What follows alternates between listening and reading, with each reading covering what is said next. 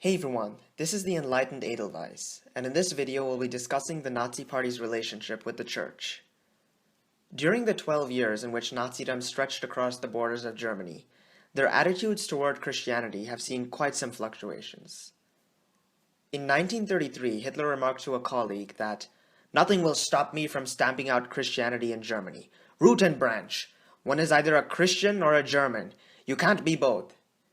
Yet on March 23rd of that very year, he described Christianity as the unshakable foundation of the morals and moral code of the nation. In isolation, these quotes may seem somewhat contradictory, and they are. However, they must be placed in the larger context of Nazi ideology and its aims in order to make sense of them. To begin with, it's quite clear that Nazis as a whole did not share a particularly positive outlook on Christianity. After all, Germans who believed that no one was above God would also have a harder time worshipping Adolf Hitler. Additionally, the Protestant Church was the largest organization in Germany, and this posed a serious threat in that it commanded significant influence that may not necessarily align with the aims of the Nazi Party.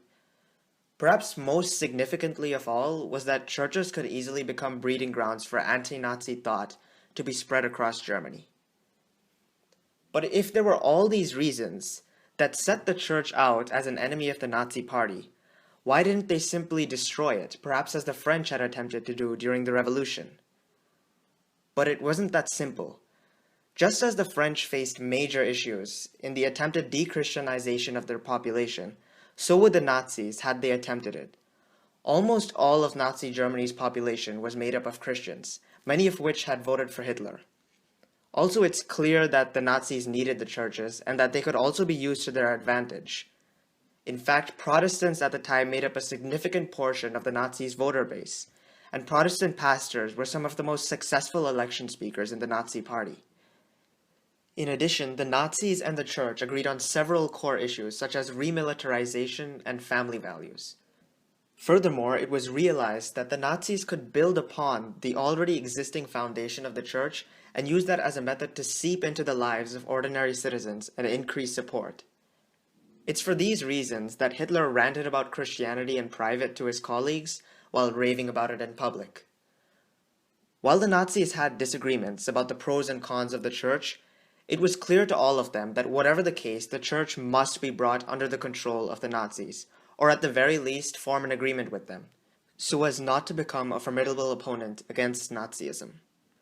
So in June of 1933, an agreement was made in which the Nazis agreed not to meddle in the affairs of the Catholic Church as long as they didn't meddle in the affairs of the Nazis. Catholic schools and other organizations would be allowed to continue to operate as usual. For the Protestant Church, a firmer measure was taken. The Protestant churches were united by the state into the Deutsche Evangelische Kirche, or the German Evangelical Church in English. This was put under the control of pro-Nazi pastor Ludwig Müller. However, even then, this supposed harmony between the Nazis and the church didn't last long. As they grew ever more confident in their position within Germany, they began to gradually crack down on the agents of Christianity. In 1935, a department specifically meant to control the church was set up. In 1936, they ran a widespread campaign discouraging children from joining church schools and organizations, a clear violation of the earlier agreement with the Catholic Church. Those who opposed this measure were swiftly silenced. Hundreds of Catholic priests and nuns were prosecuted on trumped-up charges of things ranging from homosexuality to dealing in the black market. In 1937, Christmas carols and plays were banned from schools. In 1938, priests were forbidden from teaching religious classes at schools, and in 1939, any remaining church schools, be that Catholic or otherwise, were dismantled. In place of the church, the Nazis attempted to instate a new religious movement, known as the Deutsche Glaubensbewegung, or the German Faith Movement in English. This was characterized by paganistic rituals, worshipping the sun, and Nazi ideology.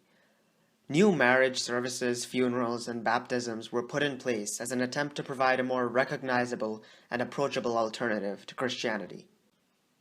By 1937, Pope Pius XI himself had had enough of these flagrant violations of the agreement. He issued an encyclical on the 10th of March that year in German. It was titled Mit brennender Sorge, which translates to With Burning Concern in English. The document called out the Nazis on their violations and went on to denounce the paganistic culture they had created.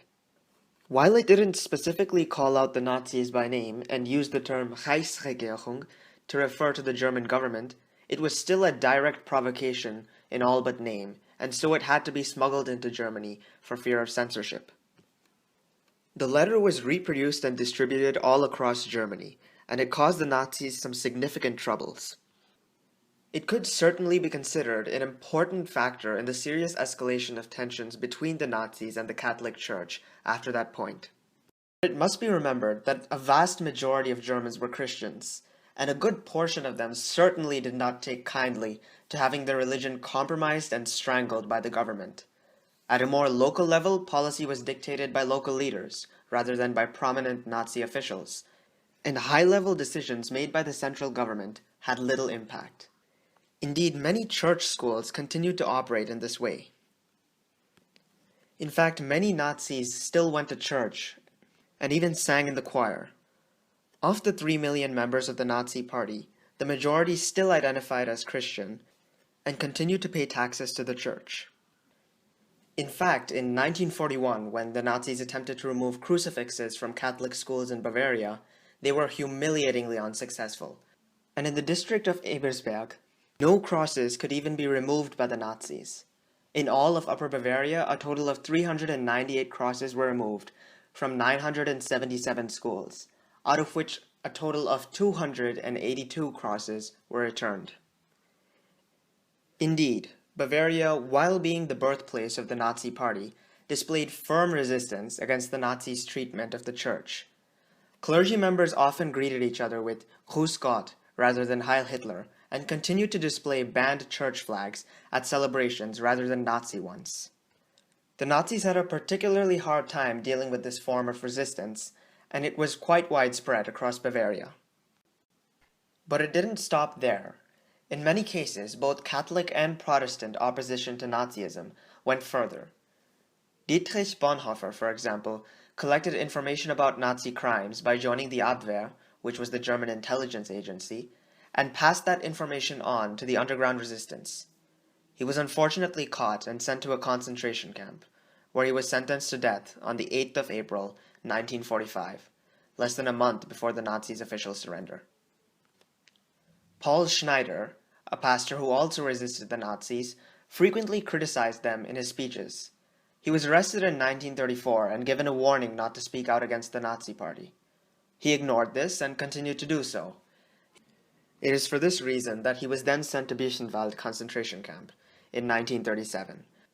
There he refused to take off his cap when the Nazi flag was hoisted. For this, he was stretched on the rack, whipped, and gruesomely tortured by other means. Still, he did not comply. From his cell, he would pray aloud for the other prisoners, and whenever prisoners were shot, he would cry out, "I have seen this, and I will accuse you of murder before God's judgment seat." He was murdered by the Nazis in 1939.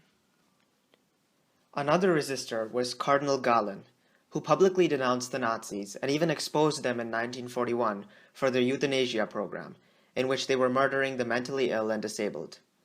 This led to massive public outcry, and the program had to be halted.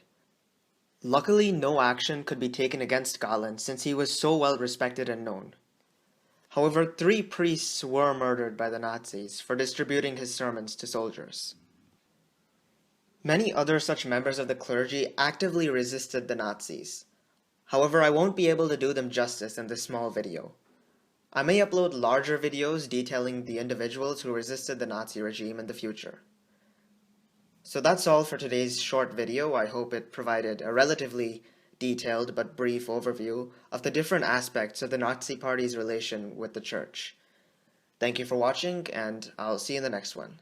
This is the Enlightened Edelweiss signing off. Bye.